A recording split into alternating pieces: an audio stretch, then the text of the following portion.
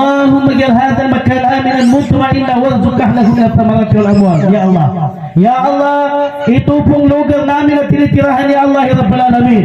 Gawin mo sa aming biyaya at gawin mong peaceful ya Allah ya Rabbal Alamin, at bigyan mo ng mga biyaya at mga katira ya Allah ya Rabbal Alamin. Gawin mong educated sa Islam ya Allah ya Rabbal Alamin, at sa kabunduhan din ya Allah ya Rabbal Alamin. Ya Allah ya Rabbal Alamin, ito pong mga kapatiran namin ya Allah ya Rabbal Alamin, nahnu nad'uk ya Allah ya Rabbal Alamin. Allahumma inna nas'aluka Allahumma alif qulubana kama alafta baina al-ansari wal muhajirin ya Allah. Humihingi kami sa iyo Allah ya Rabbal Alamin, mga kapatiran namin na Muslim at non-Muslim ya Allah ya Rabbal Alamin, at sa kayong mga nadinito at sa wala dito ya Allah ya Rabbal Alamin, gawin mo ang aming mga puso magmamahalan ya Allah ya Rabbal Alamin. Allahumma arinal haqqa haqqan farzuqna ittiba'ah wa arinal batila batilan farzuqna ijtinabah. Ya Allah ya Rabbal Alamin, ipakita mo, ipaalam mo sa amin kung alin ang mga gusto mo ya Allah, mga kautusan mo ya Allah ya Rabbal Alamin. Bigyan mo kami ng power na yun po ay magawa namin ya Allah ya Rabbal Alamin. Wa arinal batila batila farzuqna ijtinabah. Ya Allah, kung sakali Allah ya Rabbal Alamin wala kaming kamuang-muang, ipaalam mo rin sa amin ang lahat ng mga binabawal mo ya Allah. Bigyan mo rin kami ya Allah ng kakayanan, yun po ay maingatan namin ya Allah ya Rabbal Alamin. In kana amalan hammana khairan lana fid dunya khasatan fil akhirah fawaffiq alaina ya Allah.